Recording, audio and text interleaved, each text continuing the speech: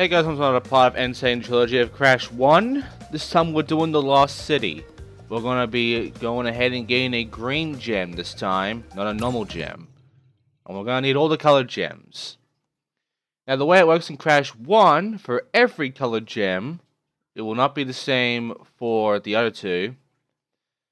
You need to break every single box without dying. This is basically the only remaining part of the fucking original gameplay thing you had to do. Because when you die, all the boxes reset and you have to go and get them again. So this is sort of that, except it is increased by no deaths at all. Not one. If you do die, you gotta go back to the map and do this all over again. Now you might have also noticed my life counter. I have reached 99. I didn't get that achievement. That's because I already did. See, what you're not getting is over an hour of the Lost City. I deleted it all because I was so fucking ashamed of how bad it is. Like, it is fucking terrible how bad it is. I'm not making you fucking watch it. No. So I've done the favor of just deleting the fucking footage. And now you have to watch me fucking fuck up the Lost City over and over and over again. Now this does mean that some of the lives aren't going to be here. You know, some of the collectibles that you would actually get and what the boxes actually are, you won't be getting. Like, what's a life box and what's a question mark box. But I don't think you really care, because really we're just here to get the boxes anyway.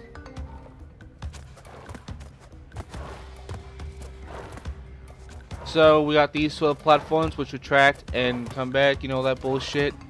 Gotta time yourself for them. You got all these enemies that if you touch them can sometimes actually push you. The green ones definitely will. The red ones, they won't. Also we have Brio. We now have Brio bonus level. And Brio's bonus levels are basically both Brio's bonus levels and Cortex's are puzzles. And that was quite a fucking lucky shot there. But yeah, they're basically puzzles where, and there's his exit, where you have to figure out what to do and do it quickly. And that's basically it. Both Brio and Cortex have very similar sort of puzzles, mainly involving TNT. And they're not easy. They're definitely not easy, but they're not that hard either, so you should be able to handle them no problem. Oh, by the way, these fucking platforms here can be off timing, so be careful. And there's this shit right here. Be careful of this. And then there's the last bit here. That bit can fuck a lot of players up, to be honest. Any newcomer will get fucked over by the like the whole bullshit fucking system. It's a combination of shit that pops up. You gotta know what's gonna pop up at what time and such in order to not get screwed by the freaking pushers. And then when we get all the way over here, we can get another bonus round with Torna. And this one's much easier because it is just a trail of boxes. And something else I gotta tell you. If you die in the bonus levels, you do not lose your chance with the green gem. You do not lose your chance to actually get the colored gems. The bonus levels actually don't matter much. So if you do fuck up and you know, die in a bonus level like this, it will not be a bad thing, because you can come back and you can still get yourself the green gem. So there's that. But if you die in the main area, if you die in the main level, yeah, you lose it. You have to go and leave for the map and do all this shit again. And yeah, I'm just like taking my time with these guys a bit because they can be pricks. And they explode automatically, and that's it. That's the green gem. That took me over an hour, and with this recording, it took me 5 minutes. Jesus Christ. Well, there you go. We got the green gem, which is very important because of the colored gem paths. I'm pretty sure you've already seen them already. Should have already at the first part, honestly. Well, we got the green gem. There's also the red, the purple, the yellow, the orange, you know, the blue, all those important ones. Now we're doing Temple Ruins. Well, actually, no. Is it pink or orange? I remember. This is where things get kind of weird with the colored gems, because later on there's only going to be 5 colored gems. In Crash 1, there's 6. There's one colored gem that only ever appears in Crash 1. And I don't know what happened to it. And I don't remember the color, because it is not a color that is easy to remember with this game, because it is just never used again. So you'll honestly forget about what color it was. But yeah, this is the Temple Ruin, and as you can see, it is not that bad. You know, you got a few gimmicks, like these crushes here of bats.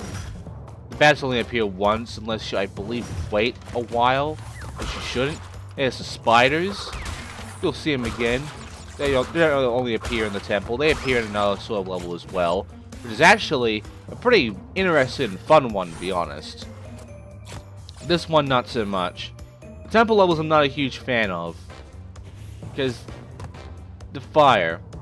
Here's the weird thing with the fire, and this is where hit touching becomes a fucking problem, because when it comes to this game, when it comes to hit detection, there is a lot of problems, and in this part I'm gonna be fucking at least discussing this. Showing it probably won't happen, but discussing it I will, to let you know what's gonna be up ahead for us, especially when we do the time trials. We can fucking go ahead and do all the relics. The hit detection in this game is weird. Sometimes you will be able to have no problems and, you know, make it through shit easily. But, sometimes you will either slide off shit, or in the case of the fire, be able to get burnt very early before the fire even pops up, or, and be able to, oh, by the way, you can see the rest of the level over there. You can't really jump over there because of the invisible walls, so this will be the last level where that happens. There will be another level, like a few levels actually, where that fucking level, the rest of the level is on the side. And also you can actually make it there, especially in one level, but you can't. The game will not let you. I mean, it's the same in the original, but still, it's annoying. But, yeah. When we get to the hit detection problem, fire and such, you can get killed very early. You can get killed by a very bullshit hitbox, like you're not even touching it and you're dead. And you can survive even when the fire is still there. Yeah, it's pretty bad, honestly. Oh, by the way, we got all the boxes now after that one death, which is totally not free. Anyway, let's exit and continue on.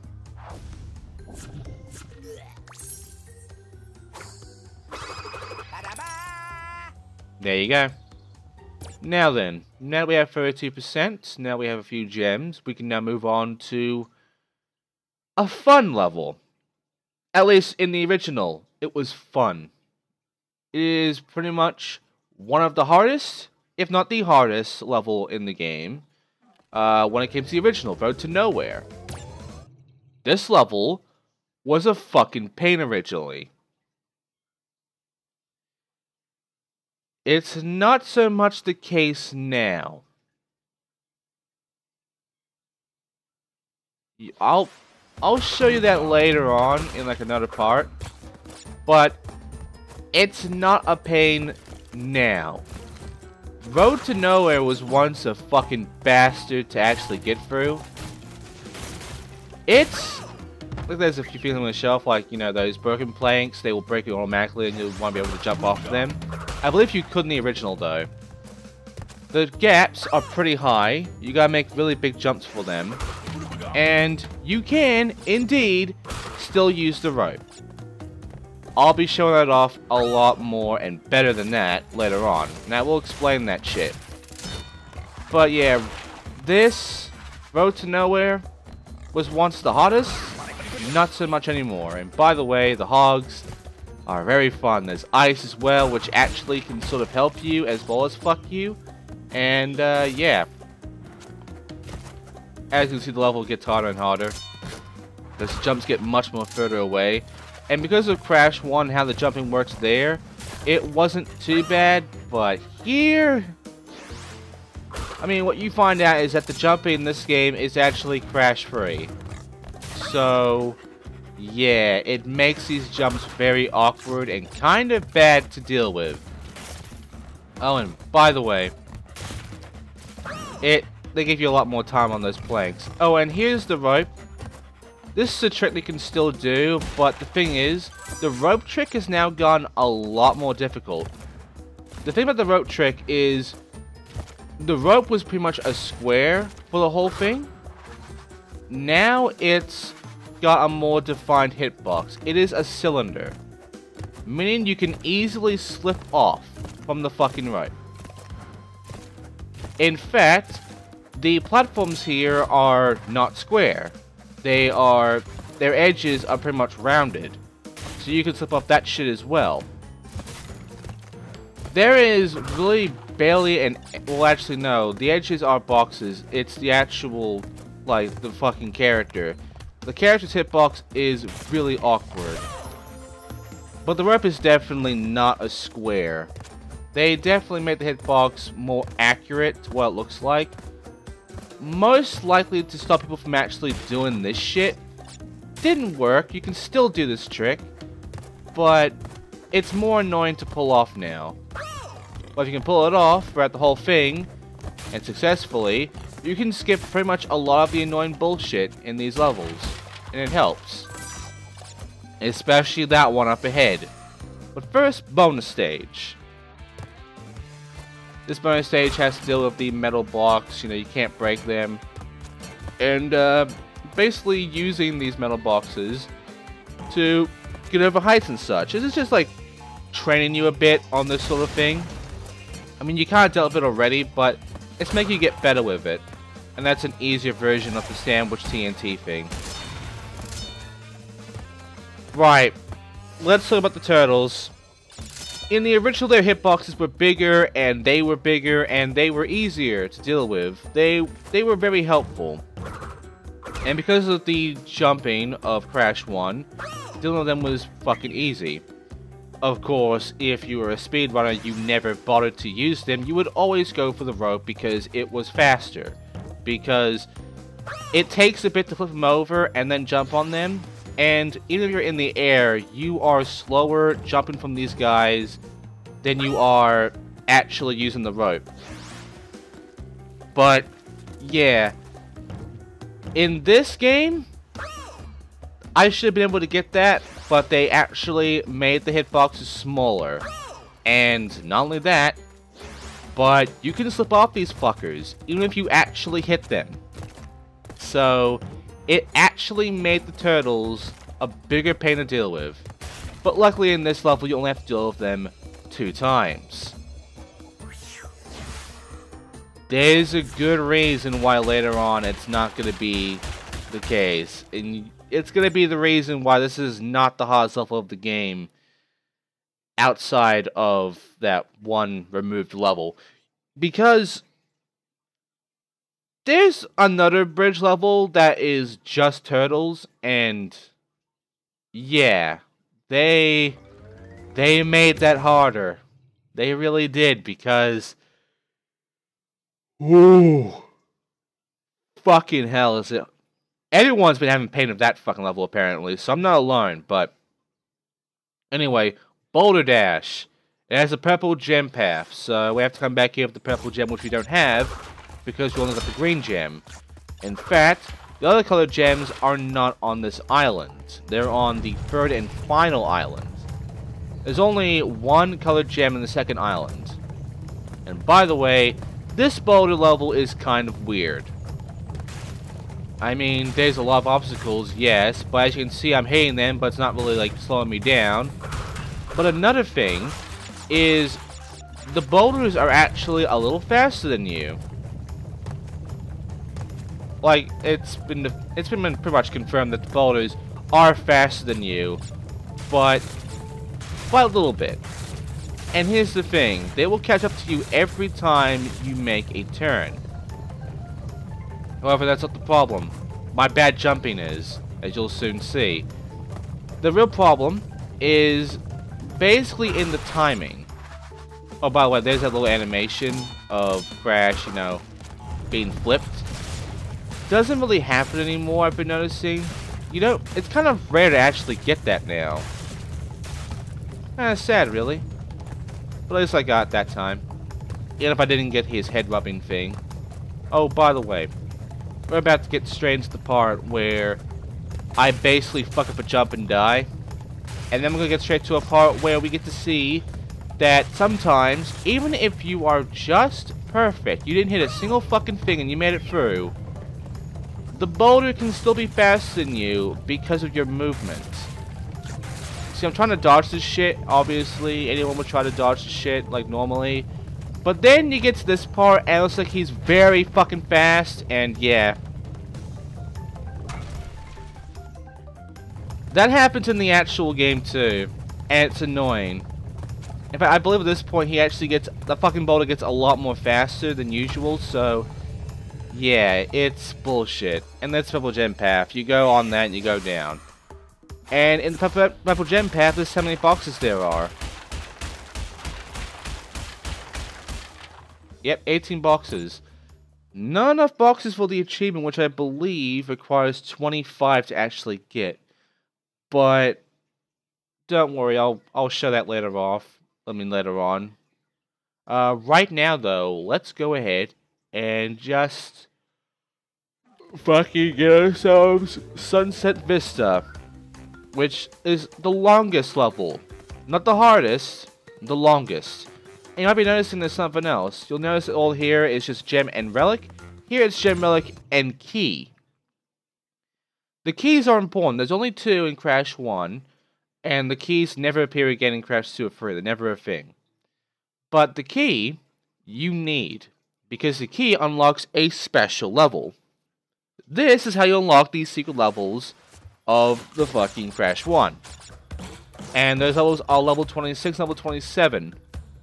One is a hog ride, and the other is a special level that we haven't seen yet. I'm not fucking telling you what it is. Even if you have played this game, I'm not telling you because, you know, there's a lot of newbies that are probably getting this game, you know. But yeah, Sunset Vista. Not a lot of people have good memories of Sunset Vista because it's a long fucking level. And not only that, it is also a bit of a painful level. And this is a fact to me because I'm not that good at this level. Even though, as of this recording, you can still see me on... If you go to the leaderboard site of this game, of Sane Trilogy, you can actually see my name in the top 10. If you know what my PSN name is. Spoiler alert, it's not Xindictive. Or the Stick Kid. Or New 999. It's actually a username that I use in a World of Warcraft account, and it was stuck with forever. I can't change it. By the way, you can't get up there. If you think you can get up there, you can't. I mean, you could have in the original, but not here. You have to get up here and then get over there for this. The jump is actually a bit too high, and of course with the where the hitbox work now, you know, you're gonna slip. Because the edges are just not solid fucking corners. And over here we have some more bullshit, you know, more of these lizard fucks, which will push me off if I touch them. And then we got this shit, be careful of it. And then this stuff, which, of course, I fucked up on jumping over, and now I'm dead. There we go. And now we're going to go ahead and continue on from this checkpoint, because this is just more of this crap. And you gotta do this twice. And just in case you're wondering, we are nearing the halfway point.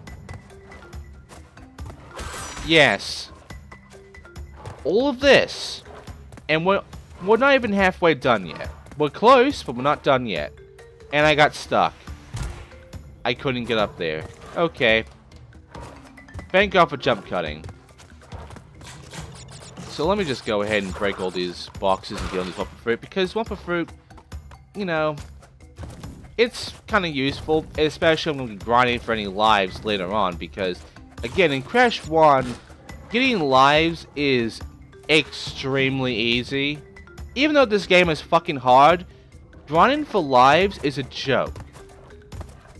Crash 2 and 3, though, you kind of have to avoid dying a lot, and yeah, in the case of Crash 2, for me, that's not going to happen. If you know how bad I am at Crash 2, of speedrunning and shit, it kind of applies in this Let's Play, sadly. Like, I'm counting it right now. It's going to be fucking terrible how things are going to go for me on Crash 2. I'm hopeful, though, that when we do Crash 2, I don't get a game over. That is... Oh, fucking hell, I almost burnt myself. That is the one thing I'm going to be hopeful for of me. That I do not get one game over in Crash 2 during the entire Let's Play. If I can manage that, then thank fuck, I'm not terrible like I used to be with speedrunning. I'm not a complete and utter piece of shit. Now, the box we need to break for that is... Yeah, fuck. The box we need to break to, you know, activate those visible blocks is right up there. We just have to jump on him and activate it. There you go. Also, an Aki mask right over here. I could have gotten that the first time, but I didn't really want to do that. And we got ourselves a Cortex symbol. Every time there's a key, there is Cortex symbols instead of embryo symbols. There's still, in essence, embryo fucking bonus rounds. There's still puzzles. But the only reason Cortex is there is to give you a key. That's the only difference. Otherwise, you're basically doing another embryo fucking bonus round that requires you to figure out a puzzle. And these puzzles are really not that hard. They're really pretty easy. Because the way the puzzles work is based on TNTs to the extreme. On the other Bria bonus levels, so not that extreme on the fucking TNT shit. On this, yeah, they are.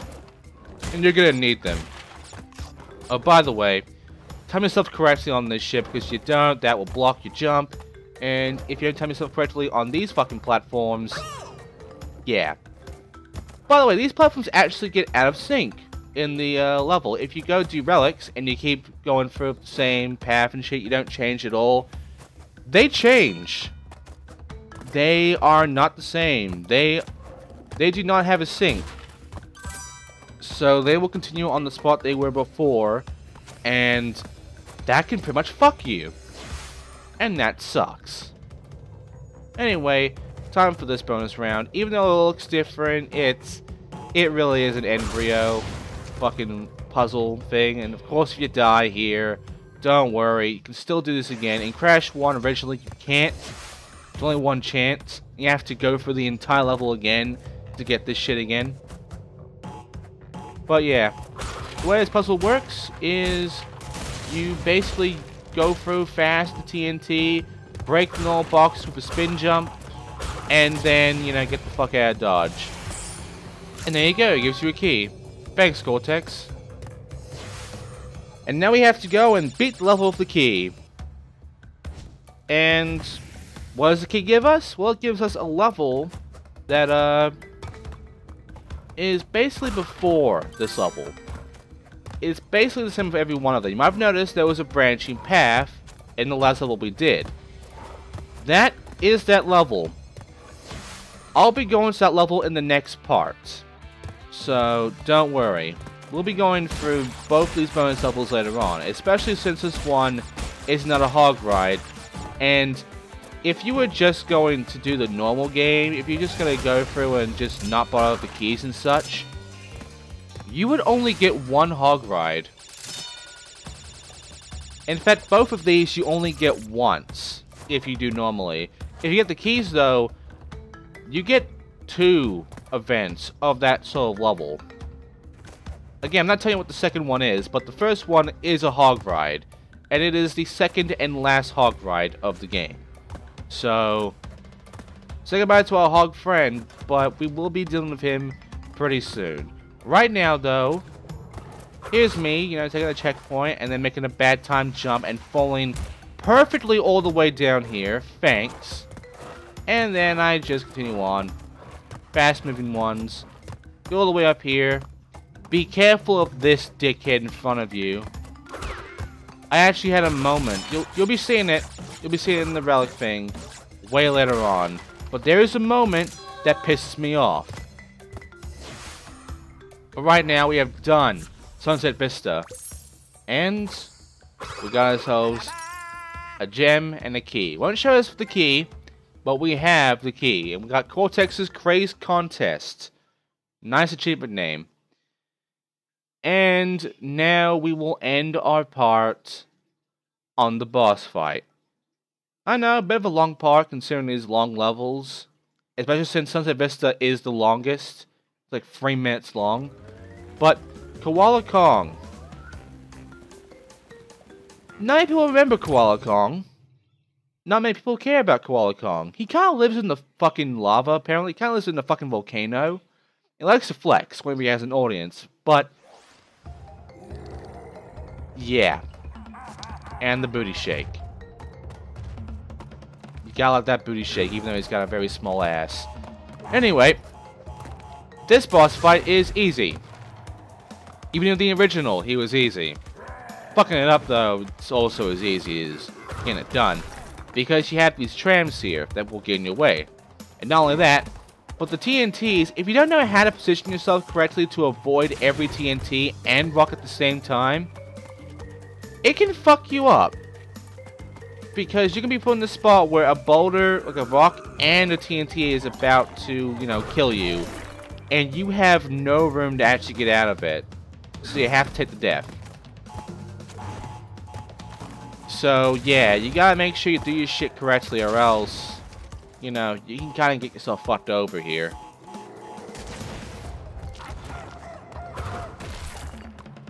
And now we're about to win. This is a very short boss fight if you know what to do. Of course, I kind of fucked myself over by, yeah. The radius is kind of big. But don't worry, jump kind of is going to work me out, And let's finish this. Oh no, a tram was in the way. Now you see what happens when the tram gets hit. It just disappears. And now you've seen basically everything of this boss fight. There's nothing else. So let's end it and say goodbye to Koala Kong, who is really not going to appear anymore after this game.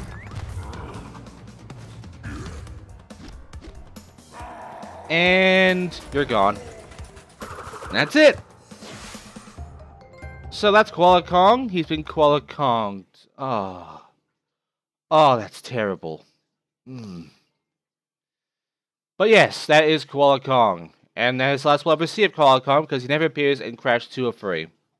He appears in Crash Bash, but until that gets remastered, it totally should, we won't be able to see him anymore. So goodbye Koala Kong, you've been shit. Anyway, that is it for this part. And usually I would say next time we're going to do the third island of heavy machinery, but we're not. Because we got a key. So, next time, we're actually going to be going back and doing, not Road to Nowhere, Whole Hog.